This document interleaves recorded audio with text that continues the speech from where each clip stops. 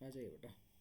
Question कह रहा है हमसे, initially system was at rest, शुरुआत में पूरा सिस्टम रेस्ट में था, जो आपको डायग्राम में दिखाया। m1 is release from height h on m2, ये वाला m2 है बेटा, जिसको वेज कह देते हैं जनरली हम लोग। ये आपका छोटा सा m1 है, m1 का छोड़ा गया कितनी हाइट से, h हाइट से।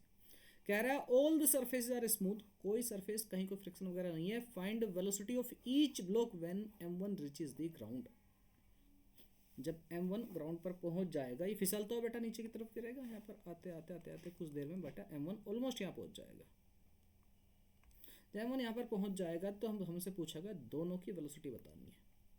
मान लेता हूँ जब m1 ग्राउंड पे पहुंचा है उसकी वेलोसिटी v1 है, m2 की वेलोसिटी v2 है, तो v1 और v2 हमें कैलकुलेट करना है। एग्री?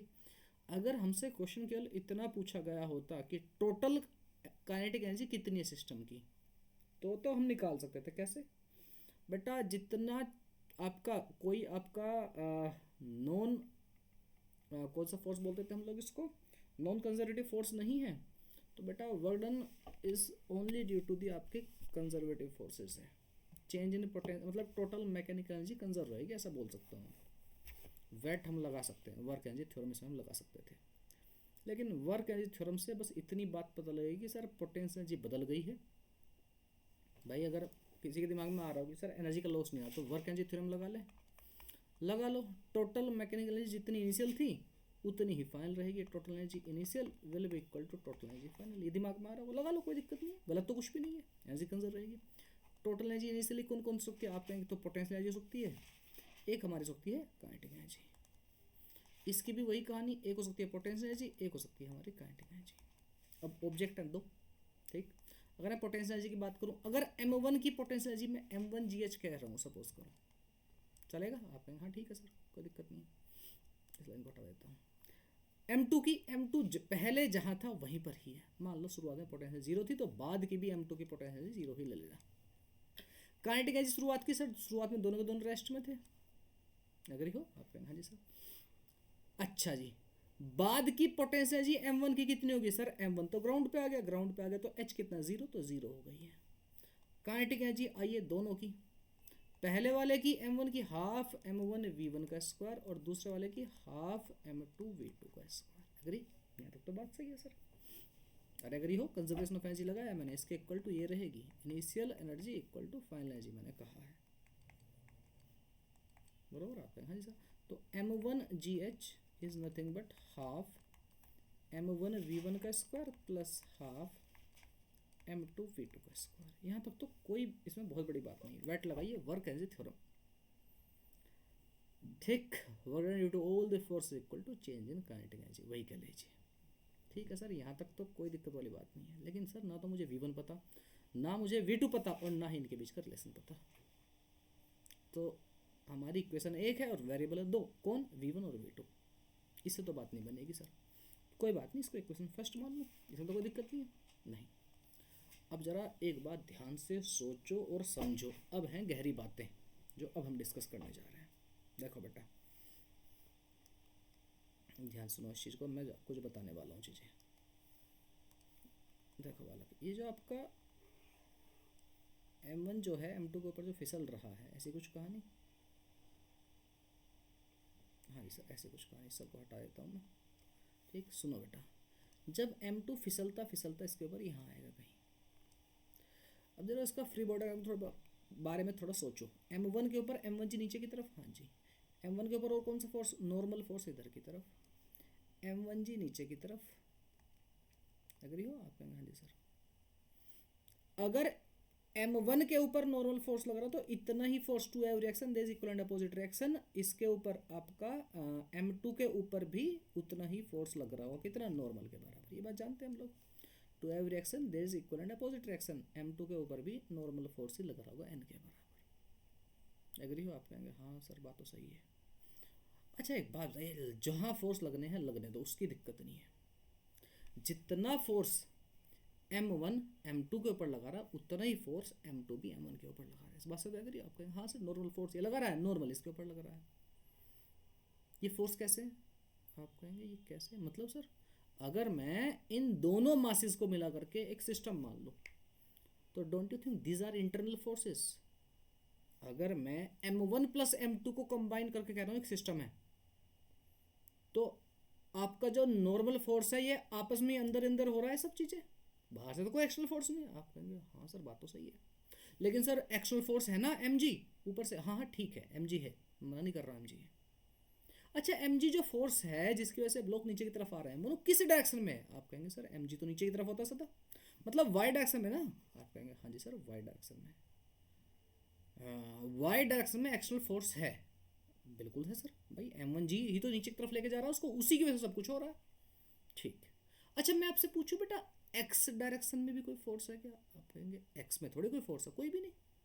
कोई एक्स डायरेक्शन में कोई एक्सटर्नल फोर्स है? There is no force in X direction, there is more specifically there is no external force in X direction. बताइए एग्री इस बात से कि नहीं? एक्स डायरेक्शन में कोई भी एक्सटर्नल फोर्स है? आप कहेंगे नहीं सर। एम जी किधर? वाई एक्सिस में नीचे की तरफ लगता है, अर्थ के सरफे अर्थ के सेंटर की तरफ। आप कहेंगे हाँ जी सर अर्थ के ग्राउंड की तरफ लग रहा है वो, नीचे की तरफ। हाँ जी। एक्स डायरेक्शन में तो नहीं है ना? नहीं सर। अगर एक्स डायरेक्शन में कोई एक्सटर्नल फोर्स नहीं है तो क्या मैं एक्स डायरेक्शन में मोमेंटम कंजर्व कर सकता हूँ? आप कहेंगे हाँ बात तो जायज़ है, तो कर दीजिए बेटा, apply conservation of momentum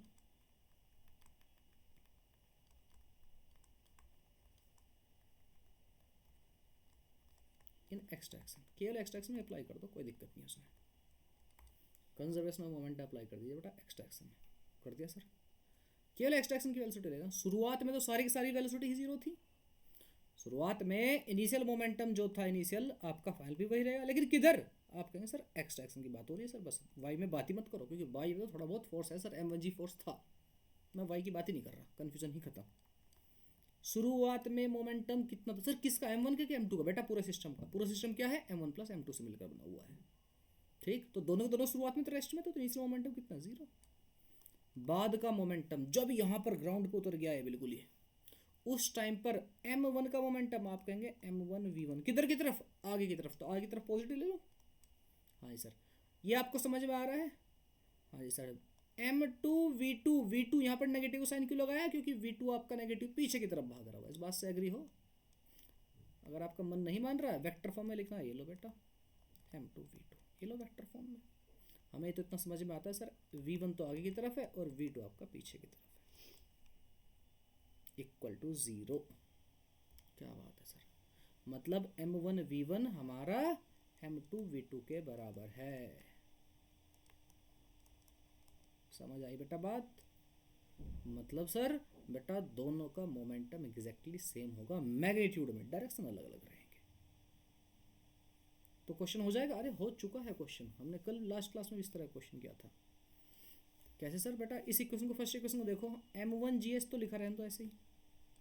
right side आपको याद होगा बेटा काइनेटिक एनर्जी लिख रही है, और काइनेटिक एनर्जी को, ये बात तो हमारे बच्चे अब सीख चुके हैं, इसको हाफ mv² लिखते हो, मास से मल्टीप्लाई, मास से डिवाइड कर दो, तो ऊपर आपका मोमेंटम का स्क्वायर बन जाता है। लो बेटा p²/2m प्लस p²/2m2। एग्री हो? अब तो चाहे जैसे कर लो, अब तो कोई दिक्कत नहीं है। जहां पर आपका v1 है उसकी जगह v1 और v2 के बीच में रिलेशन बन गया है, दो इक्वेशन बन चुके हैं बेटा, एक इक्वेशन ऊपर वाली, एक इक्वेशन ये वाली। अब तो जैसे चाहे वैसे सोल्व करते हैं।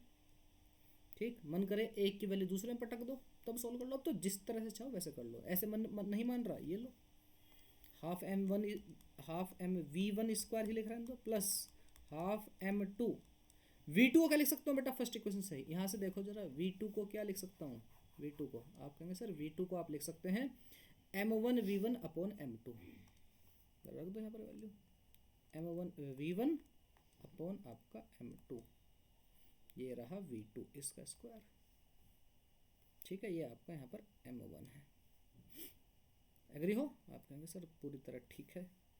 आ जाइए, हाफ m1 v1 का square plus half m2 m1 का स्क्वायर v1 का स्क्वायर अपॉन m2 का स्क्वायर। एक m2 से एक m2 मारा जाएगा। इधर आपका m1gh, एक m1 इधर से, एक m1 इधर से, एक m1 यहाँ से, खत्म ही कहानी। बराबर है? हमें क्या चाहिए था सर? v1 के पीछे थे हम तो। ठीक है, 1/2 कॉमन ले लो, इवन v1 का स्क्वायर बाई 2 कॉमन ले लो, v1 का स्क्वायर बाई 2 ये कॉमन ले लिया मैंने, अंदर क्या बचेगा, आप कहेंगे यहाँ पे बचेगा 1 प्लस इधर क्या बचेगा बेटा, आप कहेंगे सर इधर बचेगा m1/m2 इक्वल टू हमारा GH। बराबर है, हाँ सर बिल्कुल बराबर है। तो बेटा V1 की वैल्यू कितनी है, ये 2 इधर से आके 2 जाके मल्टीप्लाई हो जाएगा, इसको हटा दो इधर आ गया। ठीक, इसको थोड़ा बहुत सोल्व करने की इच्छा तो कर लो। V1 का square into m1 plus m2/m2 ये जाएगा। तो बेटा मैं सीधा लिख रहा हूँ V1 का square will be equal to 2GH into m2 divide by m1 plus m2। जब स्क्वायर हटाओगे तो इधर लग जाएगा root. This is V1। V2 कितना हो जाएगा, V2 तो कुछ बचा ही नहीं है V2 में, तो V2 में क्या है बेटा m1/m2 इंटू V1 था, V1 के लिए यहाँ पर पटक दो बेटा, कितनी 2GH m2/m1 प्लस m2। इसको m2 को अंदर ले जाना है बाहर रखना है, ये आपकी मर्जी है, इट्स अप टू यू। ठीक है बेटा, ये रही V1 की वैल्यू, ये रही V2 की वैल्यू, दोनों हमारे पास वैल्यू आ चुकी है। कहीं कैलकुलेशन में कुछ एरर दिख रहा हो तो मुझे बता दीजिए, मेरे ख्याल से सब ठीक ठाक है। तो इस तरह हमें क्वेश्चन करना, लिख लीजिए आप लोग। क्वेश्चन कह रहा है हमारा initially m2 was at rest, m2 rest में था। m1 have initial velocity v0, ये रहा हमारा m1, इसकी इनिशियल वेलोसिटी v0 थी। सारी सरफेस स्मूथ है, find maximum compression in the spring. Spring में कितना मैक्सिमम कंप्रेशन आ सकता है वो हमारे दिमाग हमें पूछा गया है। हमारे दिमाग में क्या आ सकता है मैं बताता हूँ, आप लोगों के दिमाग में क्या आ रहा होगा। कुछ बच्चों के दिमाग में वो शायद कंप्रेशन जानते हो कैसा होगा कि ये वाला मास यहाँ पर रखा होगा m2 और ये यहाँ से भागता भागता भागता आएगा, स्प्रिंग ऐसे कंप्रेस हो जाएगी, काफ़ी पास पास हो जाएगी और यहाँ पर m2 हो जाएगा, m1 आ जाएगा। ये आपके हो सकता है दिमाग में आ रहा हो। ठीक है बेटा, तो हमारे दिमाग में ये आ रहा होगा कि भाई ये कंप्रेस होता हुआ आएगा और एक मोमेंट पर शायद ये रेस्ट में आ जाए, बिल्कुल रुक सा जाएगा ये, उस मोमेंट पर सबसे ज़्यादा कंप्रेशन हो रहा होगा और वही कंप्रेशन में फाइंड करना। तो आंसर है आपका गलत, अगर आप ऐसा सोच रहे हो। क्यों सर गलत क्या है इसमें? बेटा एक बात को समझो, जब सारी सरफेस स्मूथ हैं, जैसे ही स्प्रिंग आपकी कंप्रेस हुई तो बेटा कंप्रेस होते ही force equal to kx force लगेगा बाहर की तरफ। बेटा जैसे ही हल्की सी कंप्रेस हुई इधर से इसके ऊपर फोर्स लगना शुरू हो जाएगा इधर की तरफ, m2 धीरे धीरे वेलोसिटी गेन करना स्टार्ट कर देगा। अब तो सर और कॉम्प्लिकेटेड हो गया सोचना, समझ आ रही है क्या कह रहा हूँ मैं, क्या होने वाला है। जैसे ही m आपकी जो स्प्रिंग है थोड़ी सी कंप्रेस हुई, जितनी इसकी एक्चुअल लेंथ थी उससे थोड़ी सी ही छोटी हुई, ये इतनी कंप्रेस होकर हो गई, ठीक है ना, इतनी हो गई कंप्रेस ही। हल्की सी जैसी आपका ब्लॉक m1 यहाँ पर आया, तुरंत ही स्प्रिंग ने फोर्स लगाना शुरू कर दिया। स्प्रिंग लगाएगी फोर्स, बेटा m2 की स्पीड बढ़नी शुरू होगी इधर की तरफ। m1 के साथ क्या होगा, m1 की वेलोसिटी थी इधर की तरफ, इसके ऊपर फोर्स किधर लगा, इसको स्प्रिंग फैलना चाह रही है, स्प्रिंग लगा रही है फोर्स ऐसे ऐसे, तो m1 के ऊपर लेगा फोर्स पीछे की तरफ, आगे की तरफ वेलोसिटी है m1 की, पीछे की तरफ उसका फोर्स है, तो m1 की स्पीड घटेगी, m2 की स्पीड बढ़ेगी। आराम से समझो मैं क्या कह रहा हूँ, इसके पीछे का मैकेनिज्म भी आपको समझना चाहिए भाई क्या हो रहा है। ठीक, मैं कह रहा हूँ बेटा जब देखो ये स्प्रिंग की नेचुरल लेंथ ऐसे थी, मान लो यहाँ पर आपका m2 था, m2 मस्त रेस्ट में था, यहाँ पर m1। जैसे ही m1 इधर से दौड़ता दौड़ता दौड़ता आया, m1 इसको थोड़ा सा दबाएगा, प्रेस करेगा, जैसे कंप्रेस करेगा तो बेटा स्प्रिंग इसके m1 के ऊपर फोर्स लगाएगी इधर की तरफ kx वाला, m2 के ऊपर लगाएगी इधर की तरफ kx वाला ही। तो बेटा m2 के साथ क्या हो, पहले m2 का सोचो, तो आप कहेंगे m2 को सर एक फोर्स मिल गया किधर, आगे की तरफ, तो इसके ऊपर एक्सलेशन हो गया किधर, आगे की तरफ, फोर्स आगे की तरफ एक्सलेशन आगे की तरफ, तो आगे की तरफ ही इनिशियली रेस्ट में था तो वेलोसिटी आ जाएगी, ये वेलोसिटी गेन कर लिया कुछ। m1 की बात करूँ बेटा, m1 की कहानी क्या हुई, इसके पास इनिशियली वेलोसिटी थी आगे की तरफ, लेकिन फोर्स किधर लगा, पीछे की तरफ, फोर्स बेटा पीछे की तरफ तो एक्सलेशन भी पीछे की तरफ। आपको पता है वेलोसिटी और एक्सलेशन अगर अपोजिट साइड में होते हैं तो स्पीड घटती है, वेलोसिटी और एक्सलेशन सेम साइड में होती हैं तो स्पीड बढ़ती है। m2 की स्पीड धीरे धीरे बढ़ेगी, m1 की स्पीड धीरे धीरे घटेगी। मैं तो बात समझ में आई, मेरे ख्याल से बात समझ में आ गई। तो सर अब हमें पता कैसे लगेगा, अब हमें पता कैसे लगेगा कि sir maximum speed, maximum compression कब होगा। ठीक, मैक्सिमम कंप्रेशन कब होगा, सुनो जब तक स्प्रिंग दबती जा रही है, स्प्रिंग और छोटी होगी। हाँ जी सर, स्प्रिंग और छोटी होगी। क्यों? क्योंकि इसकी वेलोसिटी अच्छी खासी है, इसके ऊपर एक्सेलरेशन तो पीछे है, लेकिन वेलोसिटी अच्छी खासी है। इतना एक्सेलरेशन नहीं है कि इसको अभी पलट दे, टाइम लेगा इस चीज़ में। स्प्रिंग और दबेगी, अभी स्प्रिंग को और कंप्रेस होना है। ठीक है बेटा, M2 अगर कंप्रेस होगी तो M2 मतलब एक्सेलरेशन और बढ़ेगा। बिल्कुल सही बात, एक्सेलरेशन बढ़ेगा, वेलोसिटी ऑफ V2 और बढ़ेगी। ठीक है बेटा, इसका एक्सेलरेशन बढ़ेगा, वेलोसिटी ऑफ V2 और बढ़ेगी। M1 के बारे में क्या कहना है सर? इसकी वेलोसिटी आगे की तरफ थी, फोर्स पीछे की तरफ और बढ़ गया, एक्सेलरेशन और बढ़ गया, एक्सेलरेशन का मैग्नीट्यूड पीछे की तरफ बढ़ा, उसकी स्पीड और घटेगी। स्पीड इसकी घटेगी, किसकी?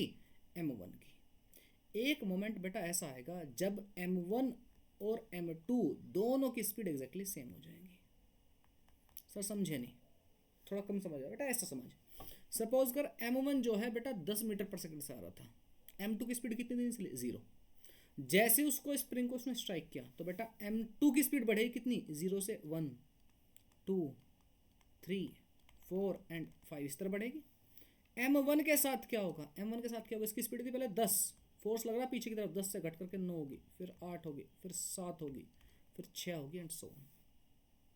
हाँ अब समझ में आ गई बात सर, अभी समझ में आ गई बात।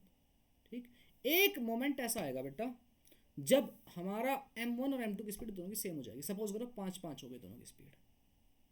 ठीक है, दोनों की स्पीड सेम हो गई, बराबर है। स्प्रिंग अभी दबी हुई है, स्प्रिंग तो दबी हुई है बेटा, स्प्रिंग को मत सोचना कि स्प्रिंग दबी हुई है। जिस मोमेंट पर दोनों की स्पीड 5-5 हो गई है, उसके बाद क्या होगा? उस मोमेंट के बाद क्या होगा? उस मोमेंट के बाद इसकी तो स्पीड अभी और बढ़ेगी। इसकी स्पीड कितनी हो जाएगी बेटा?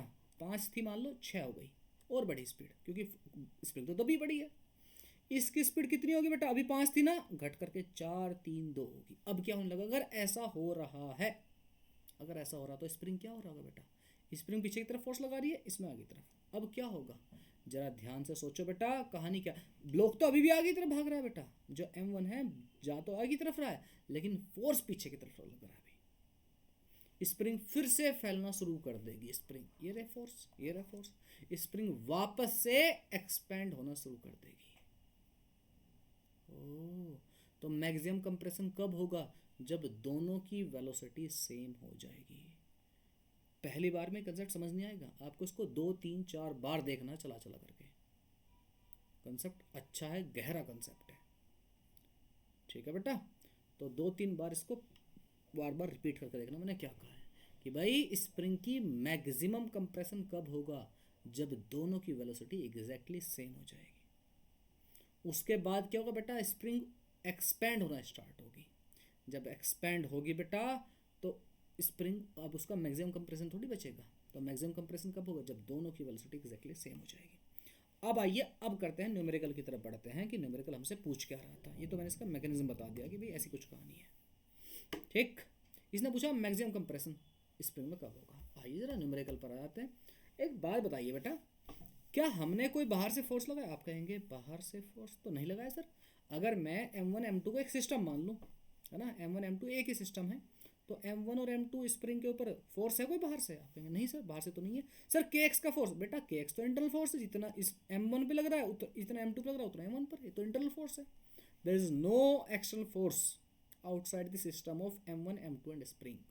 ये पूरा सिस्टम है, इसके बाहर से कोई फोर्स नहीं। अगर कोई बाहर से फोर्स नहीं है तो बेटा सेंटर ऑफ मास, या कह दीजिए सेंटर ऑफ मास छोड़िए, मैं कह सकता हूँ बेटा मोमेंटम आपका कंजर्व रहेगा। Momentum will be conserve. ठीक है, अप्लाई करते हैं कंजर्वेशन ऑफ मोमेंटम।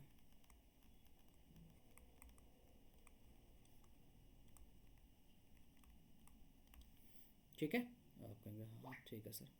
कब करना अप्लाई? इनिशियल और फाइनल। इनिशियली कब सिचुएशन? बेटा जब आपका M2 कैसा था? रेस्ट में था। M2 was at rest. शुरुआत में मोमेंटम कितना सर? M1 का था मोमेंटम कितना था? M1 into V0 plus M2, ये इनिशियल मोमेंटम की बात कर रहा हूँ मैं। M2 तो सर रेस्ट में था, will be equal to final momentum. Final किस मोमेंट पर देखना आपको मोमेंटम? आप कहेंगे सर जब मैक्सिमम स्पीड होगी, सॉरी मैक्सिमम कंप्रेशन होगा। और मैक्सिमम कंप्रेशन कब होगा? उस टाइम पर जब दोनों की वेलोसिटी बराबर हो जाएंगी। सर कितनी होंगी वेलोसिटी वो नहीं पता हमें, लेकिन ये पता है दोनों की वेलोसिटी V होगी, बराबर होगी। अगर ये हो तो M1 into V plus m2 into V. समझ में आ गई बात? आप कहेंगे हाँ समझ में आ गई सर। तो यहाँ से v कैलकुलेट कर सकते हैं, बिल्कुल कर सकते हैं बेटा। m1 into V nought equal to m1 plus m2 into V, बराबर है। तो v की वैल्यू यहाँ से आ चुकी है m1 V nought divide by m1 plus m2, इतनी आ गई है v की वैल्यू। मतलब ये वो मोमेंट है जिस टाइम पर मैक्सिमम कंप्रेशन हो रहा होगा, मैक्सिमम कंप्रेशन हो रहा होगा इस टाइम पर। सर लेकिन x की वैल्यू निकली नहीं अभी, मैक्सिमम कंप्रेशन कैसे निकालूं मैं, कितना होगा, कोई बताते हैं बेटा। एक बात बता, जब सारी सरफेस स्मूथ है तो कोई एनर्जी का लॉस हो सकता है? आप कहेंगे नहीं सर। अप्लाई कर दो conservation of energy, apply conservation of energy. सोच समझ के, गलती नहीं करना। अगर ये राइट वाला हिस्सा आप सबने लिख ही लिया होगा, मैं इसको हटा रहा हूँ यहाँ से। कंजर्वेशन ऑफ एनर्जी में अप्लाई कर रहा हूँ। तो कंजर्वेशन ऑफ एनर्जी क्या कहता है सर, इनिशियल टोटल एनर्जी जो रहेगी वो टोटल एनर्जी फाइनल के बराबर रहेगी। कोई ऐसा लॉस वॉस कुछ है नहीं। एनर्जी कौन कौन सी हो सकती है सर, पोटेंशियल और आपकी काइनेटिक, काइनेटिक और पोटेंशियल। सर यहाँ पर पोटेंशियल mgh नहीं बेटा, स्प्रिंग की पोटेंशियल होती है कितनी होती है, हाफ के एक्स स्क्वायर, सबको याद है। काइनेटिक एनर्जी इनिशियल कितनी थी, पोटेंशियल स्प्रिंग में तो कुछ थी नहीं शुरुआत में, तो जीरो। काइनेटिक एनर्जी कितनी, m2 की तो जीरो, m1 की कितनी, हाफ m1 वी नोट का स्क्वायर, बराबर। आप कहेंगे हाँ सर। अब जरा टोटल एनर्जी बाद की पर आइए। Kinetic energy final, potential energy final. Kinetic energy m1 m2 दोनों की, हाँ जी बेटा दोनों की। m1 की कितनी, हाफ m1, या कह दीजिए बाद का तो दोनों सिस्टम एक साथ मूव कर रहे होंगे, उस मोमेंट पर दोनों के एक साथ लेना चाहो एक साथ ही ले दो, 1/2। मास कितना, m1 नहीं m1 प्लस m2, और दोनों ही कितनी वेलोसिटी जा रहे हैं सर, v से। पोटेंशियल एनर्जी स्प्रिंग में स्टोर हो गई कितनी, हाफ के एक्स स्क्वायर। और ये किस मोमेंट पर बात कर रहे हो सर, ये सारी बातें मैंने किस मोमेंट पर लिखी है, जब मैक्सिमम कंप्रेशन होगा, दोनों की वेलोसिटी सेम होगी। तो ये जो x है वो मैक्सिमम कंप्रेशन ही है ऑटोमेटिकली, क्योंकि मैंने किस मोमेंट पर लिया है, जब दोनों की वेलोसिटी सेम होगी। आपको पता होना चाहिए हमें किस मोमेंट पर अप्लाई करनी है चीज़ें, ठीक है। इक्वेट कर दीजिए बेटा, 1/2 तो बेटा मारा जाएगा इधर से इधर से इधर से। मुझे क्या, किसके पीछे थे हम लोग सर, एक्स स्क्वायर के पीछे। तो m1 वी नोट का स्क्वायर, इधर ले आइए इसको, minus m1 plus m2 V का square equal to K X square. चांगला, आप कहेंगे हाँ चांगला सर। यहाँ से m1 वी नोट का square minus m1 plus m2 कैसे रहने दो बेटा। अच्छा v की वैल्यू तो शायद है हमारे पास, ये रही इक्वेशन फर्स्ट, कितनी लिख दूँ, आप कहेंगे इसका स्क्वायर भी कर दीजिए, m1 का स्क्वायर वी नोट का square upon m1 plus m2 का भी square equal to K X square, बराबर है। एक एक टर्म को कैंसिल कर दीजिए, m1 से एक तो पावर है, एक कैंसिल आउट हो जाएगा, बराबर है। आप कहेंगे हाँ जी सर। यहाँ से कुछ कुछ कौन आ सकता है, हाँ जी सर क्या आ सकता है, m1 कौन आ सकता है, वी नोट का स्क्वायर हो सकता है, अंदर क्या बचेगा 1 माइनस एक m1 बच जाएगा divide by m1 plus m2 equal to K X square. इसको एलसीएम लोगे बेटा, m1 से m1 मारा जाएगा, ऊपर बचेगा m2, तो ऊपर बन जाएगा बेटा m1 वी नोट का square into m2 divide by m1 plus m2, मैंने सीधा लिख दिया है, बराबर। ये आ गया हमारा के एक्स स्क्वायर के बराबर। इधर से के को हटा दो बेटा, के आ गया नीचे, एक्स का स्क्वायर है, रूट ले लो, इसका रूट ले लो। This is our answer, this is the maximum compression in this spring. Note down कर लीजिए, अच्छा बढ़िया क्वेश्चन था। हाँ जी, क्वेश्चन कह रहा है बेटा, initially system was at rest. Chintu, ये इसके बाद ऊपर खड़ा है चिंटू, किसके ऊपर, एक लंबा सा प्लैंक है जिसका मास m2 है, जो कि स्मूथ सरफेस के ऊपर रखा, कोई फ्रिक्शन वगैरह नहीं है। Start moving on long plank placed on smooth surface, ये प्लैंक आपका स्मूथ सरफेस के ऊपर रखा हुआ है। If speed of Chintu is v1 with respect to plank, important बात, चिंटू की स्पीड बेटा v1 है, लेकिन ग्राउंड के रेस्पेक्ट में नहीं, प्लैंक के रेस्पेक्ट में ही। Find the speed of plank, plank की स्पीड बताइए। एक बात बताइए बेटा, जितना जब ये इसके ऊपर चलेगा तो पक्की बात है चिंटू के जो पैर हैं उसके ऊपर फोर्स लगाएं, किसके ऊपर, प्लैंक के ऊपर। जितना फोर्स चिंटू प्लैंक के ऊपर लगाएगा उतना ही फोर्स प्लैंक चिंटू के ऊपर लगाएगा, वाइस वर्सा। दोनों बात समझ में आ गई। To have reaction there is equal and opposite reaction, कुछ भी समझ लीजिए। आप कहेंगे हाँ जी सर। इनिशियली अगर सिस्टम रेस्ट में था, हाँ जी सर, तो पक्की बात है सेंटर मास तो नहीं हिल सकता। एग्री हो, आप कहेंगे जी, या कह दीजिए वेलोसिटी ऑफ सेंटर मास कितनी होगी, आप कहेंगे सर 0।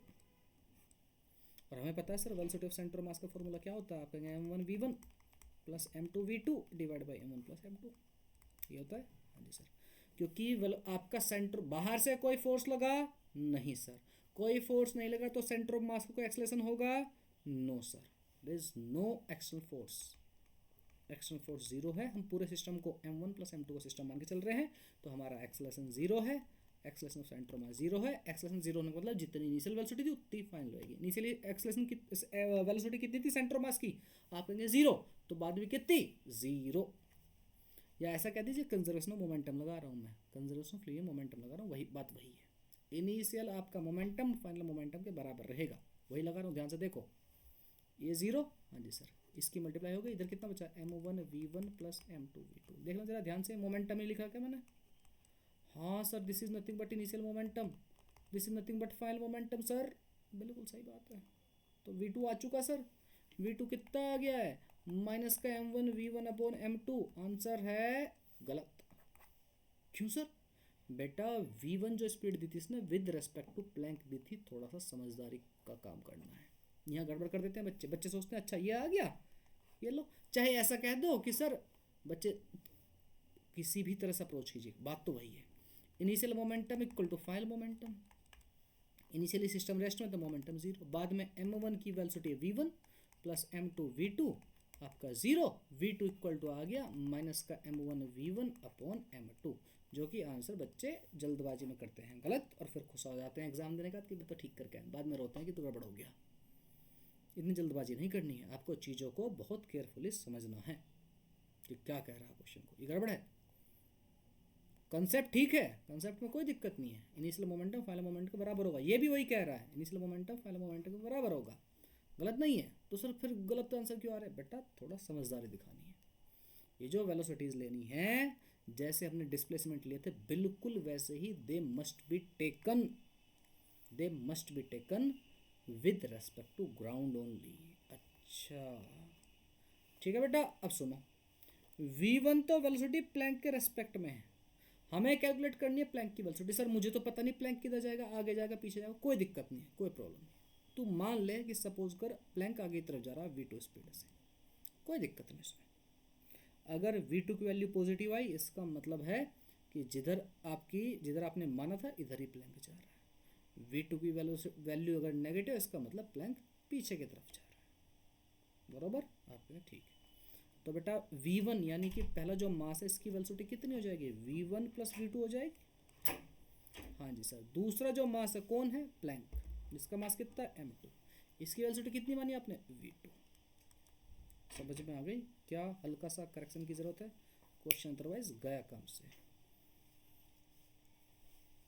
ठीक है, सॉल्व कर लेते हैं इसको, m1 v1 plus v2 common ले लो बेटा, m1 plus m2 equal to zero, अब आंसर हमारा ठीक है, v2 चाहिए था, हमें कितना आ गया बेटा, m1 v1 divide by m1 plus m2 और माइनस के साइन के साथ, this is the correct answer. अगर ये वेलोसिटी जो मैंने ग्रीन से आप इसको कलर किया है, अगर ये वेलोसिटी कह देता कि this is the velocity with respect to ground, फिर तो कोई दिक्कत ही नहीं थी, फिर तो उसको सीधा रखते, वैल्यू कैलकुलेट कर लेते। आपको केयरफुल रहना बेटा इन चीज़ों में, ठीक है, you need to be careful, little bit careful about this things, ठीक है। जहाँ तक के टॉपिक के क्वेश्चन करा दिए वहाँ तक अपनी शीट को सॉल्व करते रहिए, आज के लिए क्लास हम यहीं पर एंड करेंगे, मिलेंगे हम नेक्स्ट क्लास में, जो भी समझना है उसको रिपीट करके बार बार देखो, सब समझ में आ जाएगा।